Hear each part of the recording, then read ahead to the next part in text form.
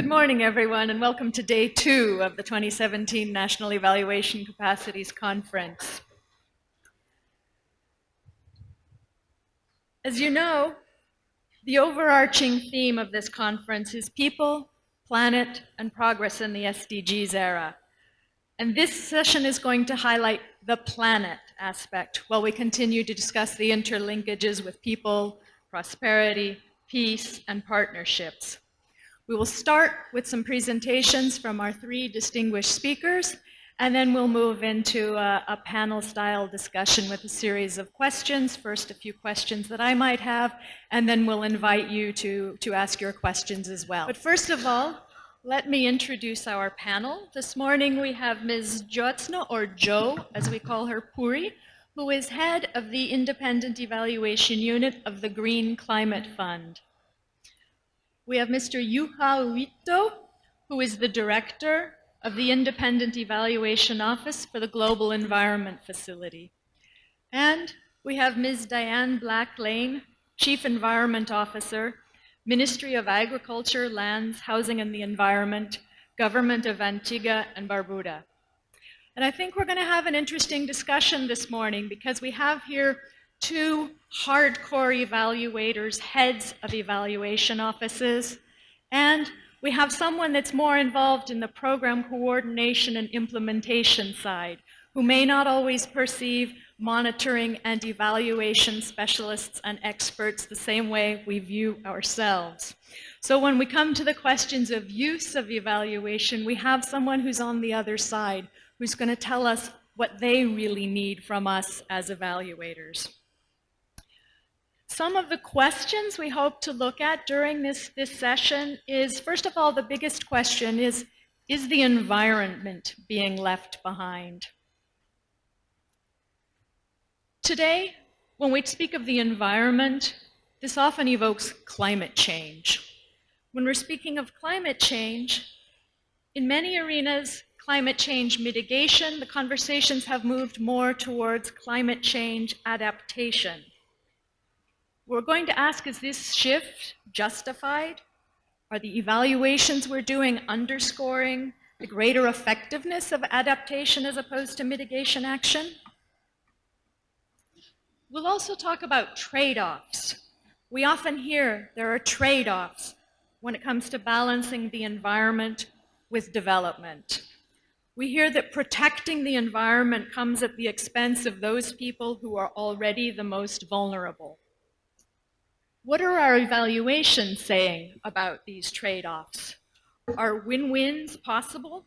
Can livelihoods be secured while ensuring increased resilience? What do we know about the economic benefits of work on environmental protection? We've also been talking here about strengthening national evaluation systems and capacities and the progress we've made since 2015. What we can look at today is what kinds of progress have we seen in evaluation in the environment and climate change sectors in recent years, and what might be the lessons for those of us working in other sectors. And I'll be asking the panelists, if not in the beginning, at the end, what are the messages for the rest of us? How many of you here consider that you work primarily in a sector related to the environment or related to climate change? You have a background in science, you've worked in forestry, you've worked in marine biology, physical geography. We don't have a lot of hands here, and that's quite all right, because I'm probably with all of you who haven't raised your hands. But so the question's going to be, what can work in the environment sector and what can work in evaluation in these sectors? Tell the rest of us, how does evaluation need to evolve in order to support progress towards the achievement of the SDGs? It's a huge privilege for me to be here in front of all of you today. Thank you also to the panelists and I'm looking forward to, I think, what will be a very exciting panel and a Q&A session. So I represent the Green Climate Fund and the Independent Evaluation Office there. And I'm going to talk about environmental evaluations. Are we holding a smoking gun? So some of the often touted challenges of doing evaluations of environmental programs are, first, that the outcome that we are looking at is quite far off into the future. And to what extent can we really talk about attributable change and causal change? Second, a lot of these programs are deliberately complicated. They're looking at multiple objectives, and to what extent can evaluations then help us understand some of these multiple objectives. Environment and climate change is essentially a public good, and it's really difficult to think about ownership of outcomes as well as of action. So we need to talk about trade-offs and magnitudes. What are we saying about those? A lot of climate change events occur very, very suddenly, and evaluations often have to contend with the overall problem of, are we being relevant? A lot of action that can help to change the climate, but also be pro-environment, depends upon our own behavior. What are we learning about behavior change? Can we say something about it?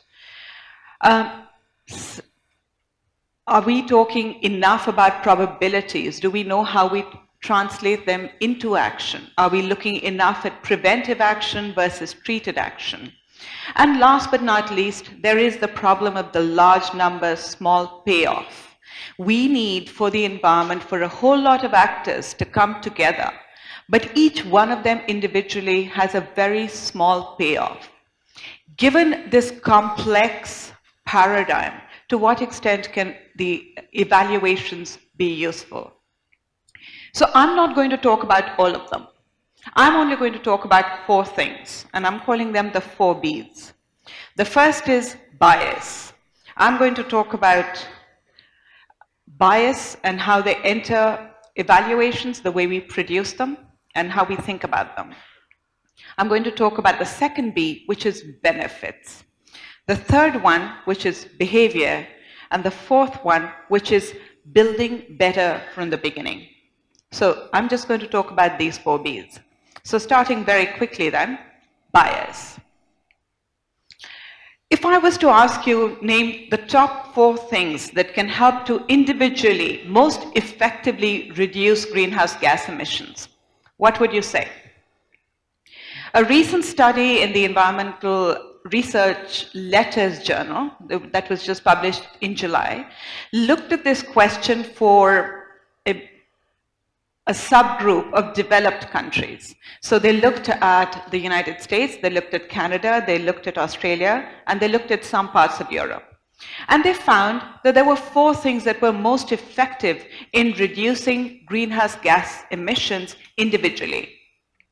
Having fewer children, living car-free, avoiding one transatlantic flight, clearly we're not doing very well here, and consuming a plant-based diet. Yeah? But they found, so these are really effective. These top 4 options, the greenhouse gas mitigation potential of these range from 0.8 tons per year per person to 59 tons per person. It's a huge range. But what is interesting is they went back to then try and understand the extent to which we are addressing or looking at these 4 actions as the key way to change the environment or to reduce greenhouse gas emissions in textbooks that are provided to adolescent children. For the youth, it's clearly the final frontier. They are the ones who are going to adopt new behavior and bring about the changes that we want to see. And they found that actually the 2 of these top 4 actions are not even talked about in high school textbooks in most of these countries. 2 of these are not even mentioned.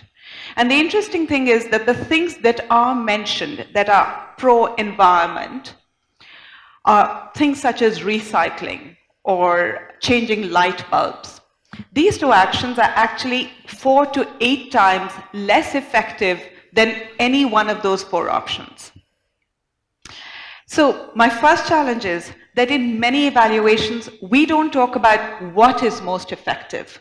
We evaluate whether we are implementing effectively or not. And I think we need to get to the point where we are talking about the paradigm within which we are evaluating and asking the question of what is most effective and whether we are doing it or not. In a recent evidence gap map that looked at what sorts of actions can be taken to reduce land use change that I did in my earlier incarnation at 3IE with a whole lot of colleagues, we looked at studies across the developing world that can help us understand what is most effective evidence to inform us as to what reduces land use conversion. I don't need you to look at the slide, but one of the most interesting things that came out for me was that although in this exhaustive, systematic review of really high quality work and evaluations that we found, and we found 221 studies that we could include in this evidence gap map, we found that only 2 studies looked at cost effectiveness. And 0 studies related our action to ultimately greenhouse gas emission reduction. So they went the outcome way. They even went a little bit further, but none of them talked about greenhouse gas emission reduction as a consequence of our action. And so the second point I want to essentially underscore is that there is a bias in the sorts of evaluations and studies that we produce. And it's really important to consider that.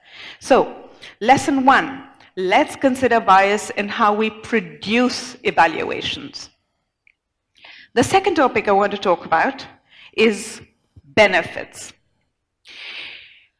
In about 20 years ago, when I was still working at the World Bank, we were asked this fairly now ordinary question: does road construction always lead to deforestation? And at that time, the touted and the most accepted wisdom was that yes, there are always going to be trade-offs and there's nothing that we can do about it. Except when I looked at this question in Thailand, and we worked with a whole group of other evaluators and researchers, we found that actually a 10% reduction in agricultural costs as a result of road construction leads to a reduction in upland rice, but increased soybean production.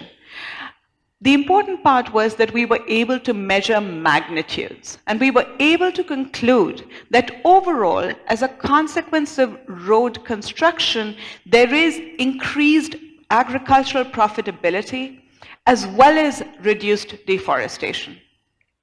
The important part was that because we were measuring magnitudes, we could infer here that environmental and livelihood benefits are simultaneously possible.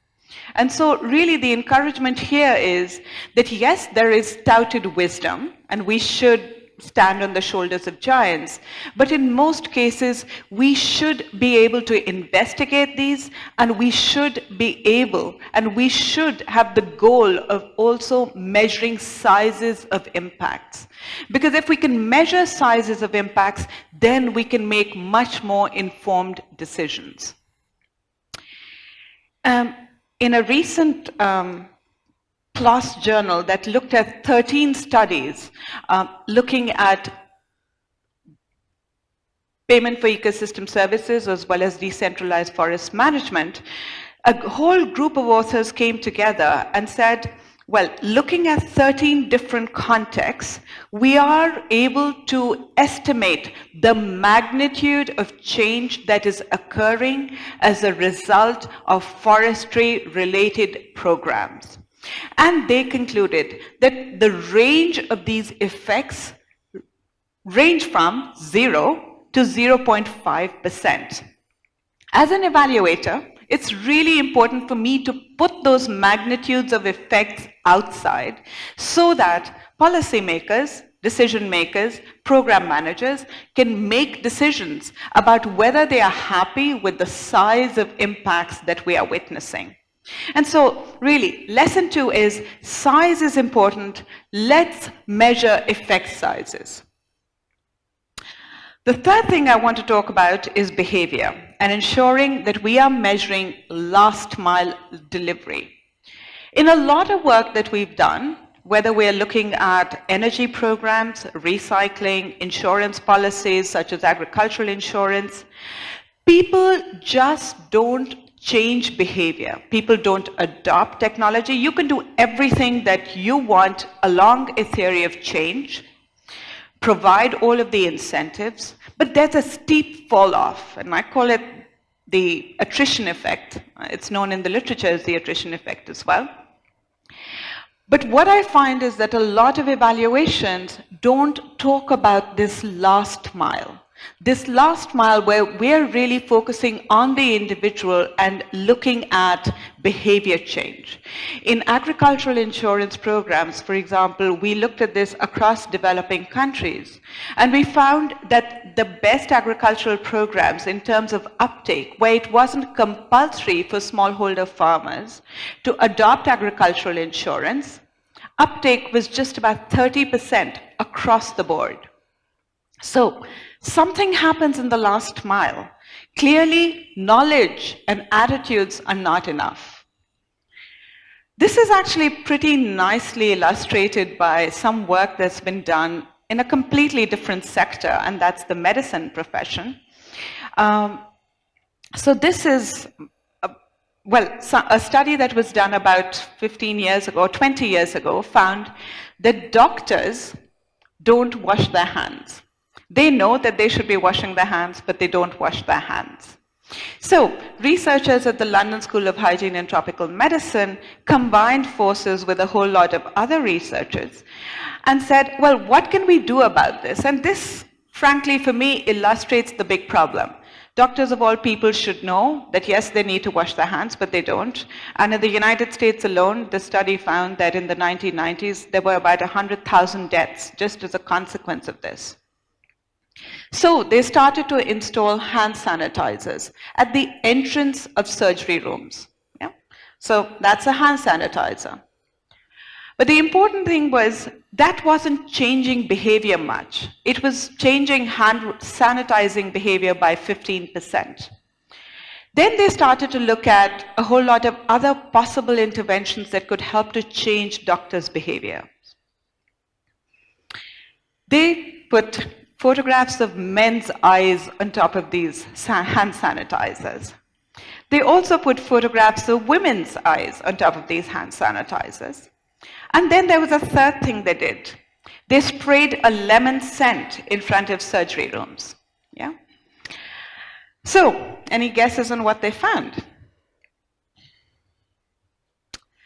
So, in the control group, which is just putting the hand sanitizer, there was a 15% increase in hand sanitization. Men's eyes and women's eyes. Women's eyes had some effects, but not as much as men's eyes. What can I say? But the most important effect was spraying the lemon scent in front of the surgery room. That increased hand sanitizing behavior by 47%. People and doctors suddenly remembered that with the scent of lemon, that there was something to do with antiseptics that they needed to respond to, and they ended up sanitizing their hands. I think my illusion is really for us to think about a completely new space that's becoming very, very popular, especially with the new Nobel Prize in Economics that was given most recently to Richard Thaler. Mindspace is a paradigm that was introduced about 15 or 20 years ago, but really brought together psychology and economics and argued that human beings don't just work with the help of economic rationality. They respond to nudges. And so Mindspace actually is an acronym. It says that if we can bring together a combination of nudges through a combination of actors or incentives, then we can start to change behavior in that last mile. And Mindspace stands for messenger. The M is for messenger. It essentially says that we listen to people that are very similar to us. Not surprising. Second, I is for incentives. If we give small incentives, whether they are monetary or non-monetary, people do change behavior. And now researchers have seen this, for example, in going to the gym, in adopting pro-environment behavior. If you change norms, N is for norm, people change behavior. Work in the United Kingdom showed that if you compared your energy consumption, energy utilities that compared a household's electricity consumption and energy consumption to that of their neighbors, induced them to then change their behaviors so that they could come down to the average. Of course, it had the other effect as well, and we can talk about that. If you change the default, that changes behavior. Most people, for example, am lazy. I won't tick off things. And so if there's a default, I'll just respond to whatever the default is. The Obama administration very famously changed the default on organ donation and asked the other question. It said, check the box if you don't want to participate in organ donation. People don't like to check off things. And most people, well, the number of enrollments into organ donation increased by an order of magnitude. Priming, for example, changing the size of the plate right in front of you changes how much you're consuming. Priming people into taking certain actions changes their behavior. Of course, people know that they should be eating less, but it changes when you put smaller plates. Indicating that some action is much more important than others, like eating fruit, etc., and putting fruit closer to you and sweets and candy further away changes your behavior. Illustrating or underscoring the effect of your actions also changes behavior, and this is most recently seen on cigarette packs. Getting people to commit publicly changes behavior as well. So if you get them to make public announcements or get them to sign in a public way, they will truth tell, for example.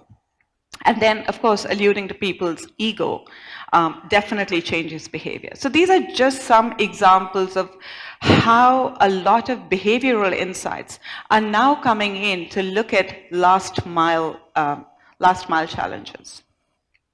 So lesson 3, let's think about the last mile and what changes behavior.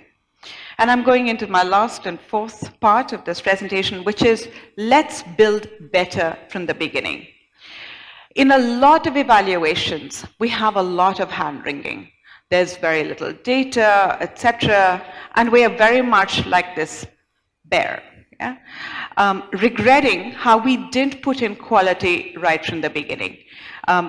No data, useless data, theory of change was bad, the project design was bad, it's too late now, etc.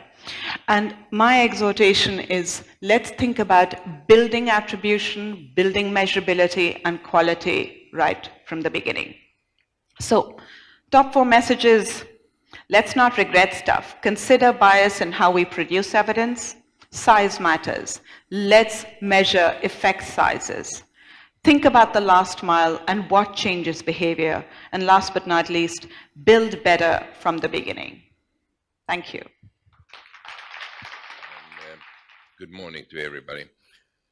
I have to actually make a confession, which is the fact that that I have been to every one of these national evaluation capacity conferences since the first one in Morocco in 2009 in different capacities. Okay, so the question of this panel was really, is environment left behind? And the short answer I would like to give is yes. Sustainable development is about sustainable development, and we are all concerned about what happens to people and what happens to all of us. Is our welfare increasing or decreasing? Is inequality increasing or decreasing? Gender issues and so forth. Human rights are a concern. But at the same time, we tend to in our quest for development, we tend to forget that we live within planetary boundaries, actually.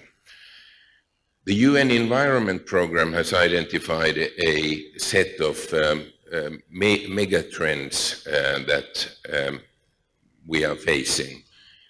Population growth, human population growth. This used to be fashionable to talk about 40 years ago, but then it disappeared from the agenda, and at the same time, so population growth has slowed down.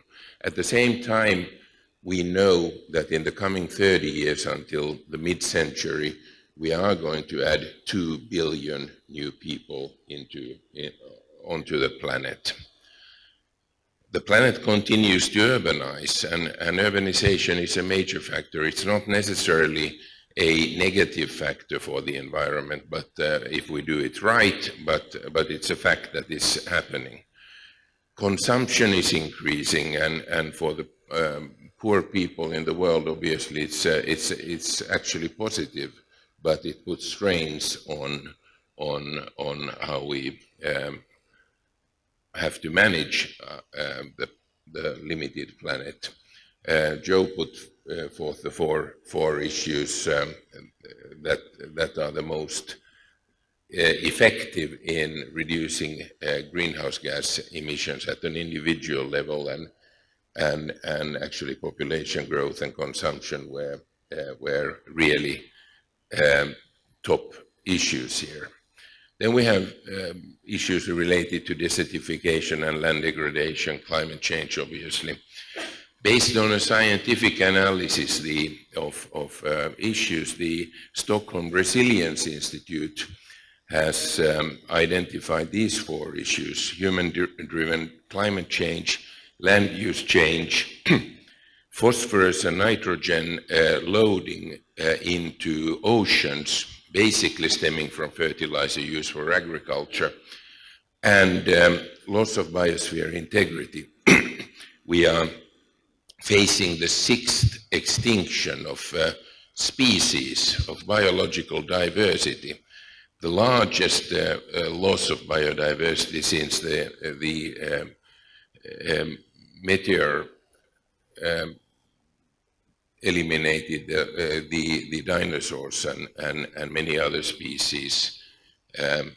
And this particular extinction that we are facing now is caused almost solely by human action. So these are the 4 areas where the planetary boundaries have already been breached, where we are actually doing things with our economic development and our expansion of our activities that are not sustainable.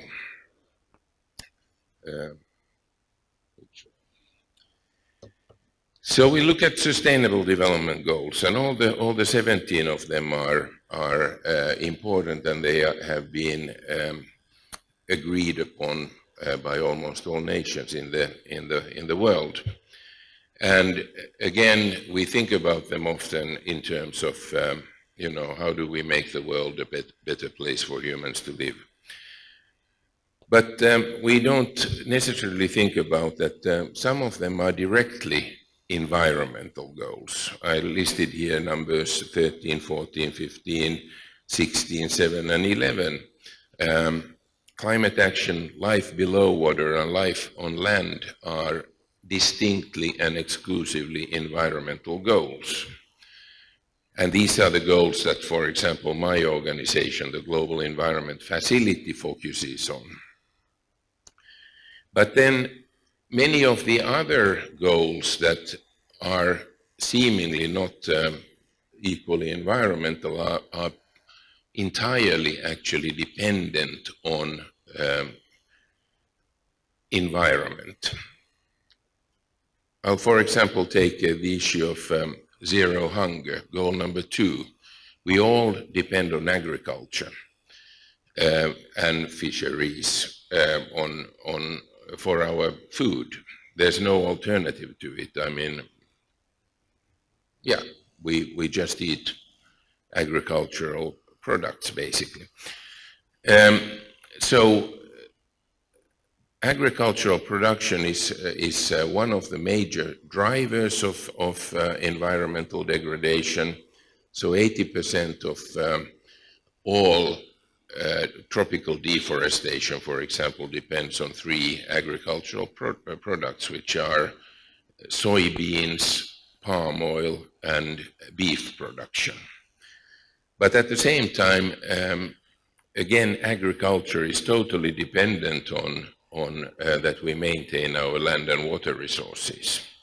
So without those factors, we wouldn't be able to produce this, the food that we need for especially for the 2 billion new people who will be inhabiting this planet in the coming 30 years.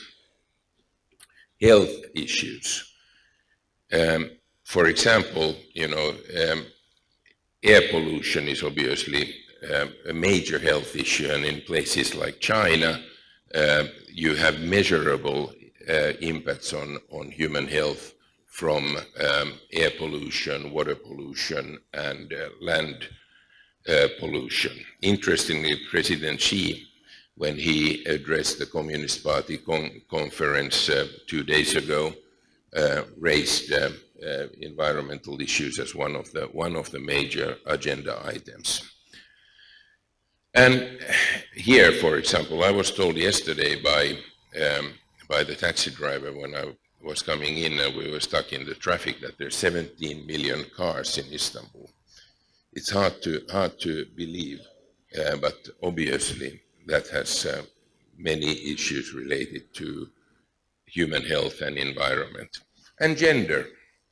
We are all concerned about gender equality, but just a simple issue like if we go back to agriculture and a largest proportion of the smallholder agriculturalists are women who are immediately affected by issues related to land degradation, water, and so forth. So we've just completed the 6th comprehensive evaluation of the Global Environment Facility. And I just take one example, which is land degradation is one of the issues that we deal with. And we have financed about $3 billion worth of land degradation projects, more than 600 projects. And we looked at those projects. And we found that more than 80%, 82% of the projects were actually achieving the objectives that they had set out to achieve. But then we thought about that we have to look beyond what are the project impacts, the measurable ones. So we decided to take one sector. We decided to look at how land degradation projects relate to carbon sequestration through vegetation productivity, vegetation cover, forest cover, and so forth. And we used estimates of average, looking into project documentation and evaluations of how much these land degradation projects have actually affected land cover and forest cover. And then we took the carbon price, average market price for carbon, and we found that even in this area, the land degradation projects that were not designed to deal with carbon sequestration actually had a positive return on carbon only. If we were to look at other things like biodiversity conservation, I bet you would find the same kind of a return. So this example is basically the issue that, that there are very close linkages between these sectors. And obviously land degradation, coming back to the issue of food production, is of the GEF focal areas actually the one that is closest related to social and economic action and social and economic benefits. More could be done. We would have to deal with the evaluation found that, for example, issues such as land tenure is not systematically dealt with in our land degradation projects, but should be. But my point here with this example is basically the close linkages between land degradation, environmental issues, contributing or mitigating climate change, and the close linkages to food production and human welfare. Now, inevitably, we have to talk about scale again here, and if we are talking about global environmental issues. So my organization, Jeff, in the past quarter century has been funding maybe approximately $1 billion worth of environmental projects every year. And we estimate that there's maybe $10 billion of public funding going to environmental issues, and they include big new actors such as the Green Climate Fund, from where Joe comes from. There's been an estimation that if we were serious about this, we would probably need 10 times more funding, about perhaps $100 billion a year for global environmental issues. But put that against the fact that at global level, the public subsidies to environmentally unsound practices, be it chemical agriculture, non-organic agriculture, the deforestation, where you have actually subsidies and incentives for people to deforest, or fossil fuel subsidies, that these add up to about $1 trillion a year. So 2 points that come to my mind in this. One is that, yes, we should increase funding to environmental, to deal with environmental issues. But at the same time, it would be probably more effective just to reduce the subsidies and eliminate the need for environmental funding.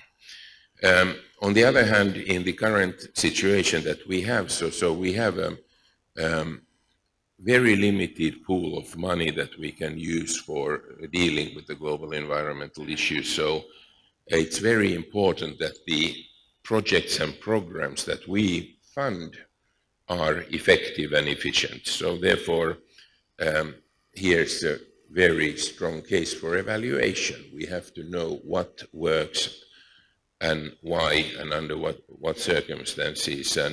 And Joe's point about cost effectiveness, for example, and knowing what is effective is very important, and we should be able to measure to the extent possible the effectiveness.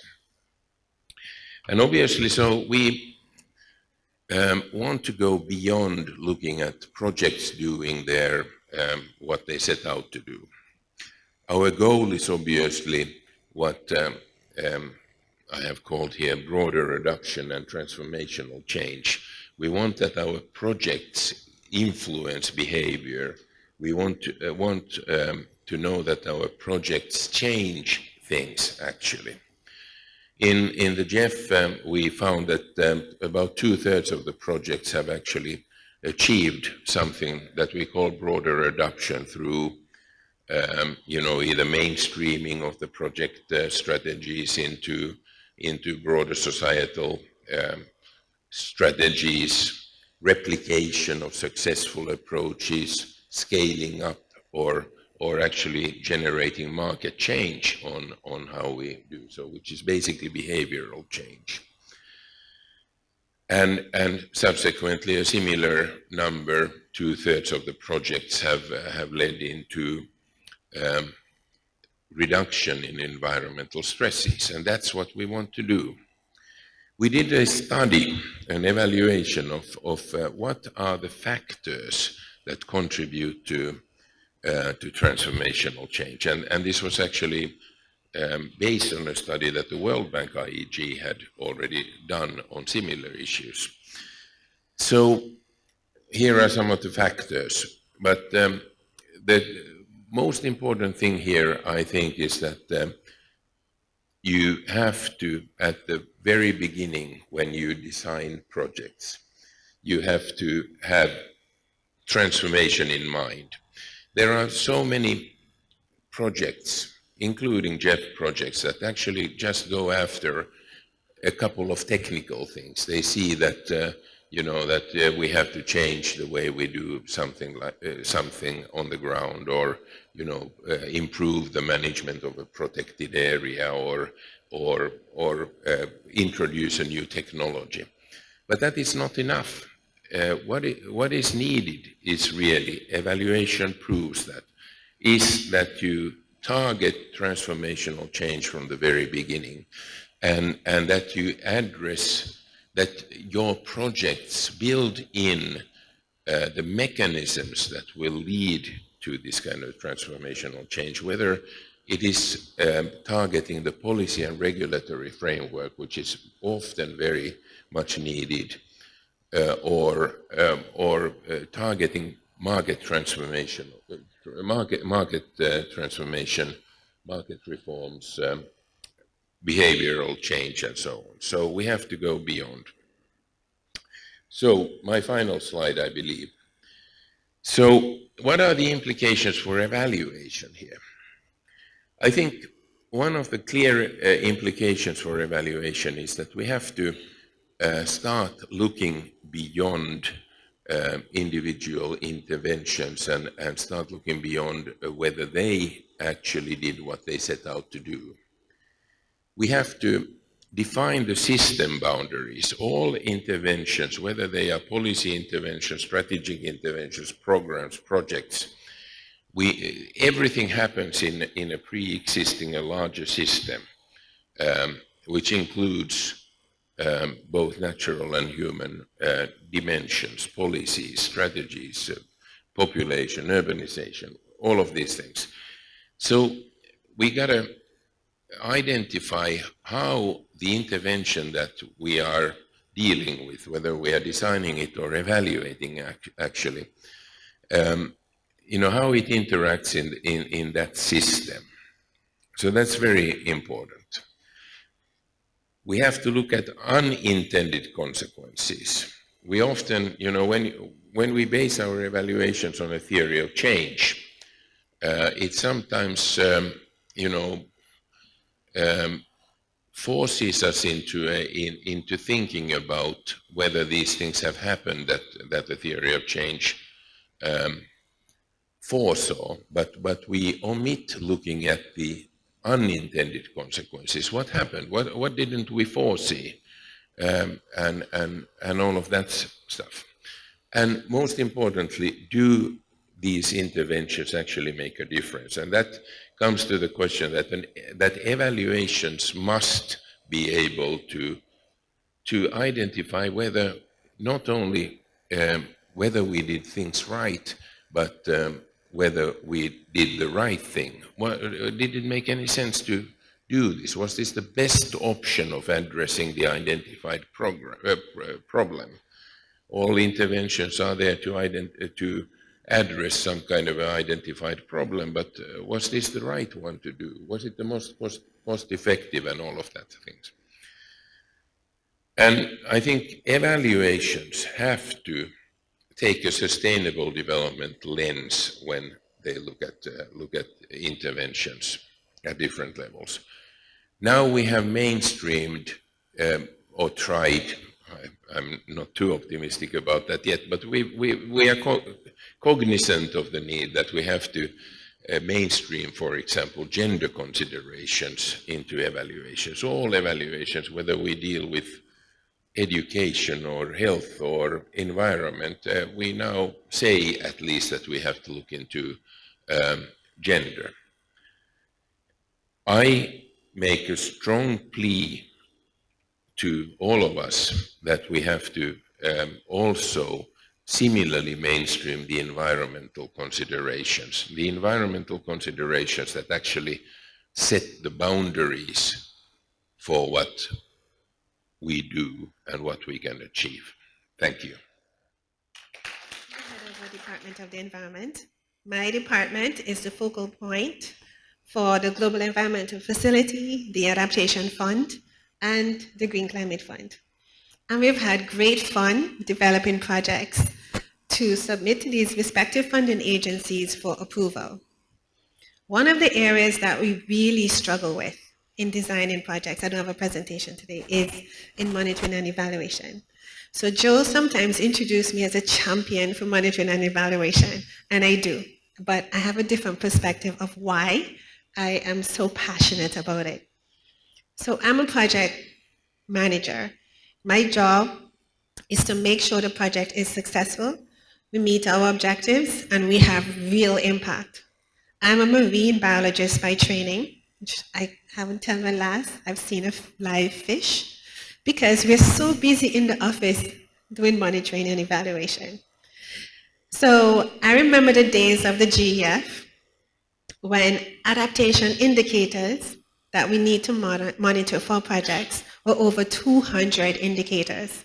As a scientist that is accustomed to keystone species, we do reef studies. I'm from the Caribbean. We measure only a few species that will give us an indication of the health of the whole ecosystem. We don't do that in monitoring and evaluation, and that drives me crazy. So I would ask, like, of the 200 indicators, can you pick like 10? Let's negotiate. Can we just get along with 10? And then by the time we finish haggling and then we go through the end of the project, we write back up to over 200 indicators. So for a project manager, I have to say, we don't really like monitoring and evaluation. And when you come to monitor our projects, we give you the best presentation of a smile because we want a good evaluation. But we really don't like you. It's not our favorite part of our project. So, however, we do need you. So it's a necessary evil to some extent. This is how we look at it.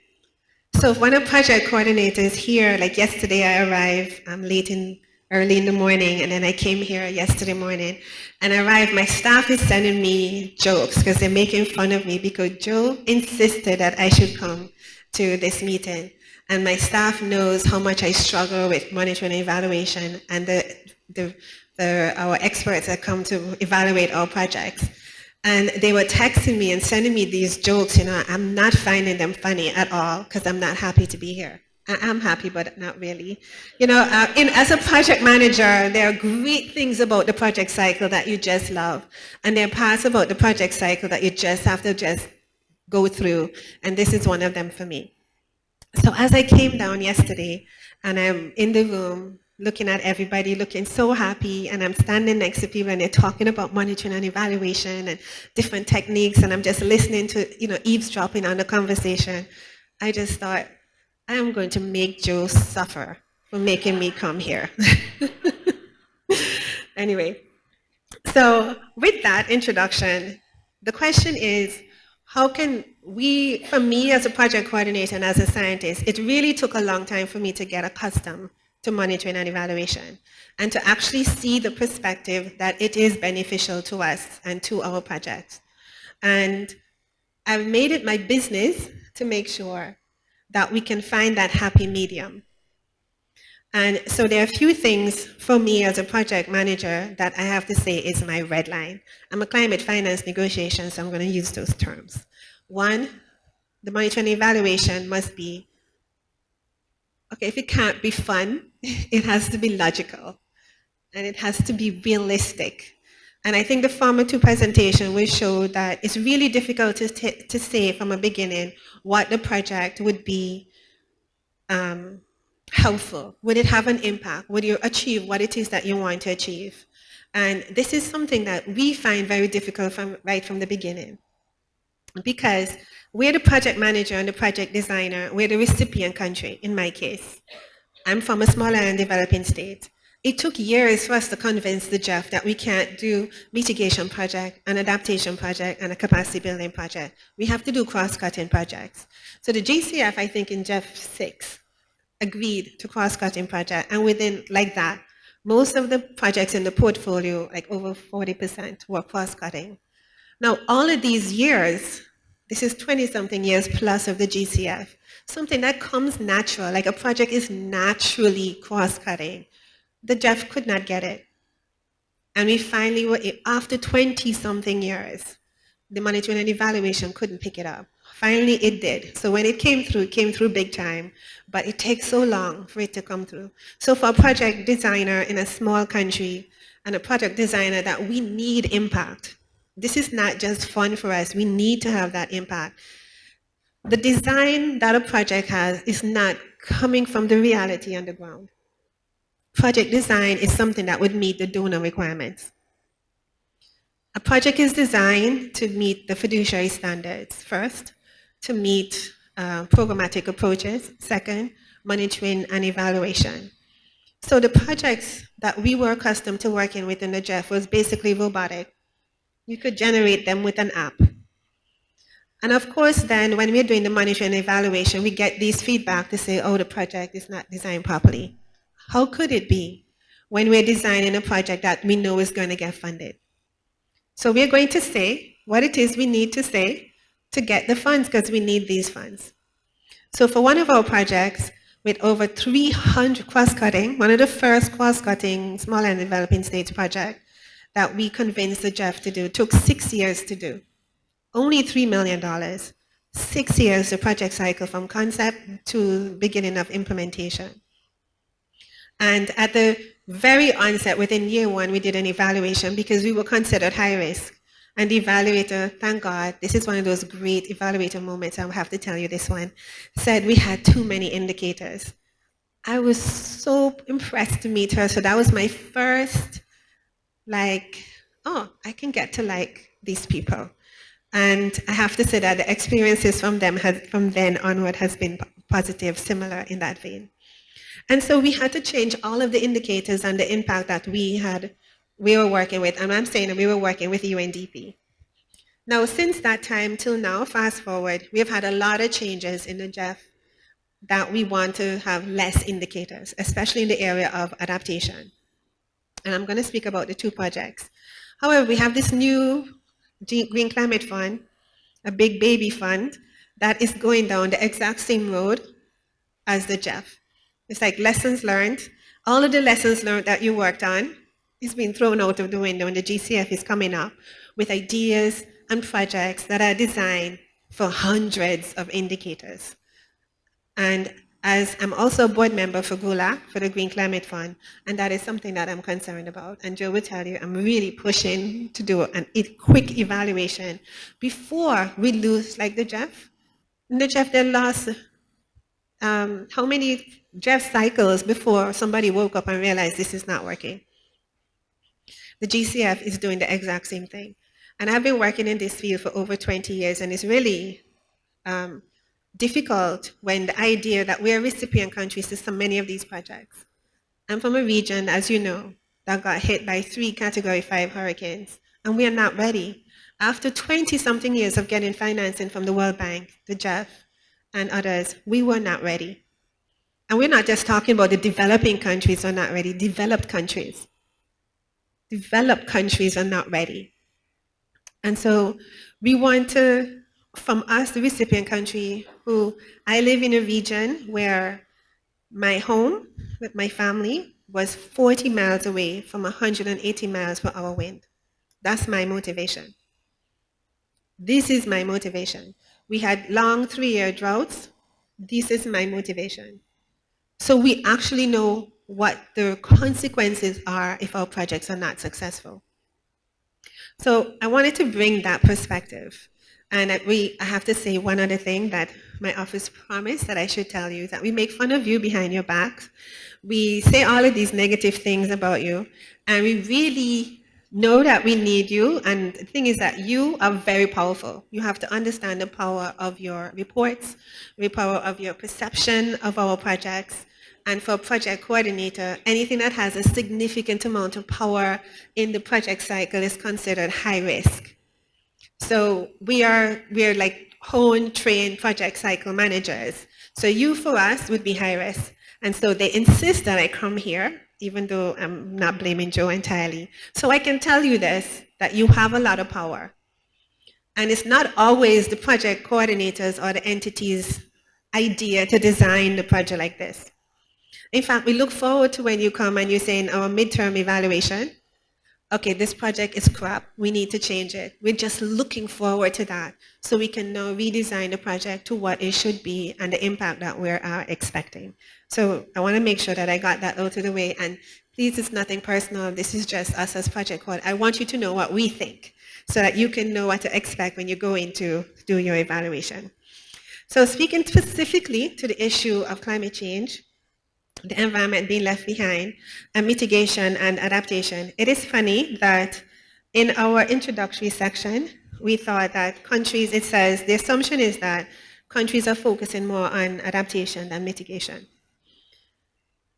So as part of the Standing Committee on Finance, this is a body that compiles all of the reports from the different parties to the Climate Change Convention. And what that shows is that, I don't have the slide, sorry, but what it shows is that we're actually spending a lot more money on mitigation than we do on adaptation.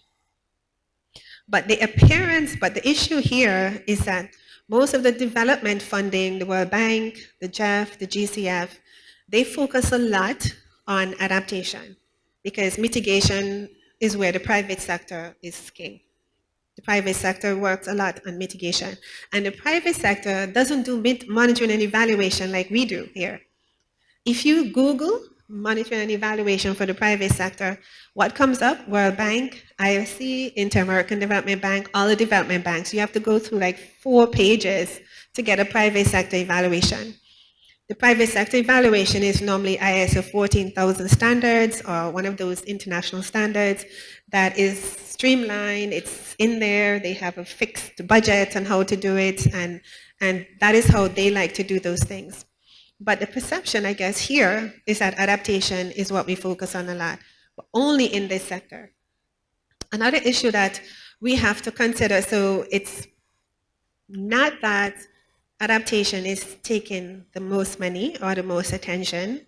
It is because adaptation is not getting the most money and the most attention while we are focusing on this. Another area of study that the biennial assessment showed is that, and I'll just throw out some of these figures, economic losses from natural catastrophes is estimated at $181 billion a year. The real estate assets at risk in up to 2070, they're predicted to be $35 trillion. Now, as you can see, this year's hurricane season hit a lot of assets, and the Congress in the US have allocated over 70-something billion already just to recovery. This is just what the government spent. So we are not seeing what the insurance companies would have spent. So those figures are not counted up as yet. Then this is the figure that I would like to talk about. Investment in fossil energy is $1.6 trillion per year. Now, as a project manager and as somebody who's on the Standing Committee on Finance and on the board of these funds, the funds for climate change represent about 2% of all of the climate finance. However, it is the most monitored, is the most assessed, and it is the most with the greatest of expectation. We want transformational change. We don't want to have, human beings don't change transformationally unless it's like a coup or a revolution. As Joe was indicating, to make a change requires a little bit more than what we put into a project. So between the GEF, the GCF, and the Adaptation Fund, within a 4-year period, they may spend closer of their own resources. This is not leverage resources, of their own resources. In a 4-year period, we're talking about less than 20 billion. And I'm being really generous. Yet the fossil fuel investment, so this is one area of mitigation, is 1.6 trillion. Now, you would have to be a really careful project designer to leverage less than 20 billion in 4 years to counteract 1.6 trillion per year. How do you do that? And so far, I'm not sure if anybody can answer, we have not been able to accomplish that. However, we work on the ground. I work in the Climate Change Convention, and I could see where we are seeing changes. We are seeing changes in the policies. When I joined the Climate Change Convention negotiation in 2008, we see changes in the position of major economies like China, for example, and India. And now they're leading the way compared to where they were before. What moved that change? What was the cause of that? So from my perspective, I think we monitor and evaluate this small pool of money to death. And the expectation from recipient countries is really high. And I think unrealistically so. And from a country that has just been, a region that has been ravaged by climate change, it's really difficult to justify a budget that sometimes is over 25% of a project when there is so much need to actually accomplish impacts on the ground. And this is something that we experience sometimes, where the budget allocation for monitoring and evaluation is really high. I would just like to end in this way. With respect to environmental and social safeguards and gender, and I'm going to say something which I hope my sisters in the audience don't get at me too much. It's really difficult to design a project using the gender indicators that we come up with. And inside our office, when we try to strategize on how we're going to do this, we make jokes. And I'll just tell you, what women want jokes. Okay, this is what women want time to see if we can design our projects. And please, I know all of you do the same thing. We make jokes about it. The thing is, it's really difficult to impose a lot of things we're adding on to a project that is simply designed to change one little behavior at a time. It drags the project. And although it's really difficult to say these things without getting hammered, but they just overload a project, and it's not fun to implement. And it can cause a project to just stall. And in all of this environmental and social safeguards, gender, transformational change, and all of that, the actual objective and the real impact you need from the project get lost. So the project coordinator is not doing this. They're doing the technical work. What they're doing is all of the other things that go along with it. We're not saying that they're not important, but we need to rationalize it. So from my end, perspective of the person who has to design the project, negotiate the projects, and implement the project, I will just end with this. We're reviewing a project in Grenada. It's a small grants program that's $2 million. It provided 29 small grants, 50,000 and below. And they gave us the operational manual to review. It was 20 pages. I was so impressed. I was like, wow, we're getting somewhere. This is what we like. And then I saw the monitoring and evaluation plan. It was over 100 pages. And they were just referring to one thing, adaptation, small grants. So I asked, we're going to expand the scope of this project. So you're going to have a monitoring and evaluation plan of over 300 pages.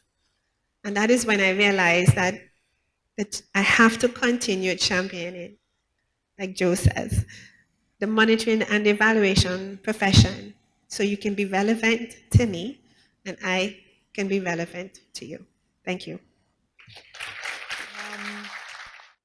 Diann, you said that that you really need us, that the project teams, the project coordinators, project managers on the ground really do need evaluators, and that evaluators have a lot of power. Evaluations can make a difference. What I'd like to hear from each of you is do you have an example, however small or large, of an evaluation you've been involved in, whether it's been as the evaluator or on the recipient of an evaluation report, that has really led to a change that has made a real difference? Do evaluations make a difference? Like, what do you, as a project coordinator, it's not logical, the systems in place and the procedures in place.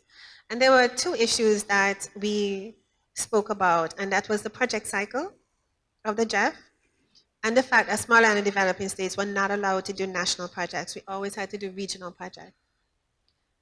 The project cycle at the time of the JEF, I will tell you what it is in a minute, but I'm going to go to the second issue, which is that smaller and developing states would do national projects. When we're doing regional projects, and those of you who work in developing countries, it's cheaper for the executing agency like UNDP, UNEP, to do regional projects. It's cheaper for them in every way. However, it's more expensive for the recipient country. So our co-financing requirements have to be a lot more. And so it would have been a lot more efficient. So we wanted to switch it around because we thought we're the clients, we're the recipient countries. And from my point of view, the recipient countries are the most important stakeholder in any fund. At the time, the JEF, as the way it was structured, the most important stakeholder was the implementing entities. And we tried to change that. So what made the change is that in 2008, the JEF did a very famous evaluation report, which I can remember reading. And it is with that report that the JEF Council adopted many of the reforms, I'll put it in quote. And what was interesting is that I think one of you spoke, Joe, said that we listen to people that we trust. And the JEF did not listen to the recipient countries. They didn't trust us. But they did listen to the evaluation. It was amazing that with the evaluation, how quickly things change. And I would like to explain why I'm telling you this. The project cycle for the JEF was 6 years, was on average 4 to 6 years at that time. And the countries would say this, but they wouldn't believe us. 4 to 6 years. Now, that is such a big cycle. You would think that it would need an evaluator to tell you that. They never believed it until the evaluation unit actually said it is 4 to 6 years, and this is crazy. I'm paraphrasing what they said. And with that, a huge change came about where the JEF actually structured its, set a target for its project cycle. So I think for us, that is when we begin to like the evaluation unit, and we really appreciate the work that they have done in this case. Appreciate that example very much. And in the JEF, we are actually quite lucky for the reason that we have an independent evaluation function that reports to the governing council, and we have systems in place which actually help evaluation to be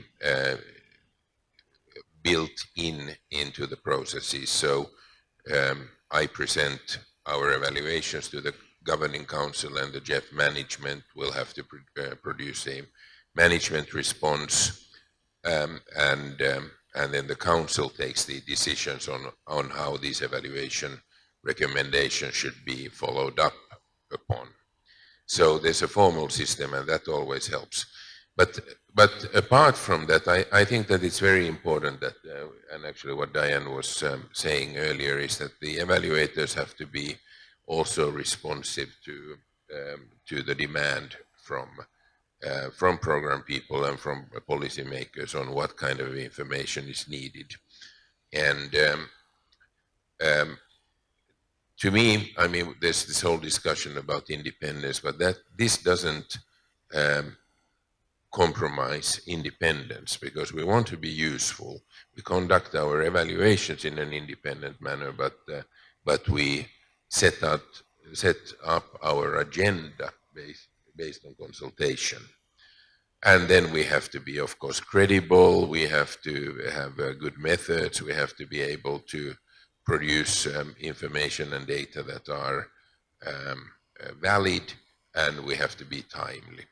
Actually, the example that Diann gave of the project cycle evaluation of the JEF, both Juha and I were involved in it when we were sitting at the UNDP evaluation office. So um, I think it was one of the more seminal evaluations of the project cycle, which definitely brought about the changes that you talked about, Diann. But if you look outside just the environment sector, I can give you lots of examples of where evaluations have really pushed the frontier in terms of what we are learning, but also helping us make strategic decisions. Last year, I was at the World Humanitarian Summit and the Executive Director of the World Food Programme on the basis of evidence that was coming out from about 100 evaluations on comparisons between cash transfers, food transfers, and cash for work, announced that they would spend a significant part of their portfolio on cash transfers in humanitarian crisis because they were showing that cash transfers were much more effective than any of the other two alternatives, and in a ratio of 2:1. When we look at empowerment, self-help groups have been known to show that yes, self-help groups work to increase the empowerment of women when they are organized in a certain way. 5 to 12 women in a group, they are given training for capacity as well as they are given loans and financial training, and those work. We know a whole lot of other evaluations are showing that techniques as well as strategies as to how people can be pulled out of poverty and can graduate from poverty and can put together small businesses. So I think evaluations can be useful. We need to make sure that we're targeting the right ones. And of course, I couldn't be more ecstatic about Diann's interventions, asking us and really challenging us to make ourselves more useful and relevant to the project managers' goals on the ground. The questions is, what is the difference between cross-cutting and overloaded projects? And I think this is also linked to the question of balancing. We understand, or we're trying to understand, the fact that the 17 Sustainable Development Goals are all interlinked. And so any domain in which we intervene, we need to be looking at multiple dimensions. And Juha has suggested that in addition to having a gender lens and a human rights lens in any evaluation, that we also need to have that sustainable development lens. How do we find the balance? How far do we go in making sure that we're looking at these different aspects, regardless of the sort of core nature of the project or the program we're evaluating, and looking at not having 100-page M&E plans for a relatively small project? We looked into these issues in the comprehensive evaluation of the JEF recently, and there's been a market change in JEF over time, from moving from, let's say, projects that address biodiversity conservation through protected areas and others that deal with climate change through renewable energy or whatever, to more integrated approaches and more programmatic approaches. Now, actually, in this current JEF period, more than half of the projects so far have been what we call multifocal, and these land degradation issues are a typical example of it, that where you address, through land degradation, you address forestry, you address climate change, you carbon sequestration, socio-economic benefits, the people who produce things and so forth. Our evaluation found actually that such multiple benefit projects are actually a good way of dealing with these issues, because things are linked to each other very closely. And if you don't deal with some of these issues at the side, you are bound to fail.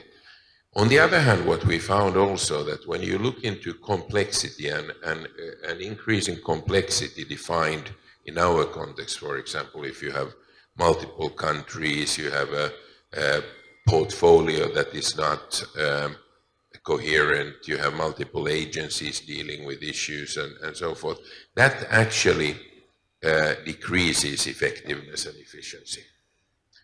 So you have to find the sweet spot in between where you look at the system, you look at the system boundaries, you define the issues that you do need to deal with in order to be making a difference while not overloading. For example, another example is that the JEF is funding the Nagoya Protocol on access and benefit sharing to biodiversity. And we found that the projects there had been systematically overloading because they were trying to address the gamut, everything that was under biodiversity, under Nagoya Protocol. But building better from the beginning, can you maybe just very quickly give us one really concrete example of what that means and how you've seen it done, whether you've done it or you've seen it done somewhere else? Actually quite a few places, and I also saw one of the other questions that came up on your screen, Heather, which said, well, can you really marry building better from the beginning with independence? And so I'm going to try and answer both of those very quickly. So yes, there are lots and lots of times when we work with programs right from the inception so that we can build in good quality data as well as the overall intention of evaluation into these programs so that a lot of the burden that Diann was talking about is reduced at the end. Because really, at the end, when you come up and when you're doing these evaluations, you really wring your hand. So one particular example is that of building in impact evaluations, where you really want to understand and measure attributable change that has been caused by the project. You definitely need to be able to, you need to plan for this right from the beginning and build it into projects. And if you can do that, then the burden on these programs and projects is far reduced when you're at the end and you need to prove the impact of these programs. Talking about the independence question, I always find this quite interesting that it's the evaluators that ask me this question, but never the program managers. Because, and I think it's a false dichotomy. We are, as evaluators, using data that programs and projects are producing anyway. Why not try and make this data and information useful? So I don't see a contradiction at all. Maybe we're getting to the end. Diann, do you have a last message to the evaluators, the evaluation community, on how to make us more relevant and more useful so that we can help you make a difference? I think one of the questions I saw up here earlier was the length of the evaluation and how do you communicate the evaluation. I think it's really important. I was reading one document on my way here for like one of the projects, and the evaluate, it may sound childish, but they were using emojis to see if you reach a standard. You know, you're doing your baseline study. If it's good, it's bad, it needs to be, if it's horrible, I mean, they have these. And I was talking to someone and they said, listen, we need to do this right away. And I said, listen, just go to that table, scroll down really quickly, and all you have to look at is the emojis. And you get the picture right away. I mean, it was really something that is simple, but for a manager, for a project, we have to read thousands and thousands of documents. We have the evaluation report, consultants report, the auditor's report. I think in terms of people we don't like on projects, the auditors and the M&E are sometimes on par. And one of the main reasons for this is that the way you write, where reports are written, makes it difficult for us to understand. So we can have a financial auditor that would write something and I said, I have no clue what's in this report. I'm the project manager. I need to be able to understand it. And then sometimes it becomes adversarial. No, you don't want to upset and offend an auditor. So what do you say? So so it puts the project manager in a difficult position to ask you to change your report. And we are taught as project coordinators not to do that. So it will be good if you can understand the language of your client and to understand the overall complexity of the projects, and that your client has to know, like, I have to take those reports and put it, okay, we have to put it on the website. Now, I would say when we're doing our accreditation to the Adaptation Fund and the GCF, why are we going to put that on the website? Nobody in Antigua would ever understand what an evaluator is going to write. And so that's, put that question out, our evaluation documents must go on our local website. Will anybody in the country, this project is designed for them, they're the beneficiary, can understand anything that you're writing. If you can ask yourself the question and you're comfortable with your answer, then you're doing a good job. Joe, I see one more question here. When you say the size of change matters, do you see any risk in terms of local culture? I think this is a word we haven't used so far in this session, and so it might be interesting if you have any quick thoughts on this before we close. I think I need a little bit more context with that question, because upfront I would say no. More impact hopefully is better, especially if you've designed the program well. And if this is a beneficial impact, you'd want to see more impact rather than less. So perhaps a bilateral conversation, whoever it is, might be useful. And any last recommendations from Juha and Joe, who are working in evaluations in the environment and climate change sectors, to all of us evaluators who are working in other sectors? My last exhortation is, let's build capacity at grassroots for doing good monitoring and evaluation. But because unless we do that at the building block level, we're never going to be able to produce high quality, credible, rigorous evaluations. Thank you. I don't know if I have anything to add apart from the fact that, yes, rigor is important. We have to be credible in our evaluations. We have to be timely. And independence is important, but independence really, we have to define what it means. It doesn't mean that we come from the, another planet and look at these things. That we are in communication with the policymakers and the program implementers, and at the beginning when we define our evaluation agenda and what we are actually looking at, what are the information needs, but also when we develop our recommendations, because it's not always the evaluators who know the best what is possible. So we consult then which way we may develop scenarios and options and so forth, but which way we should go needs to be grounded in reality.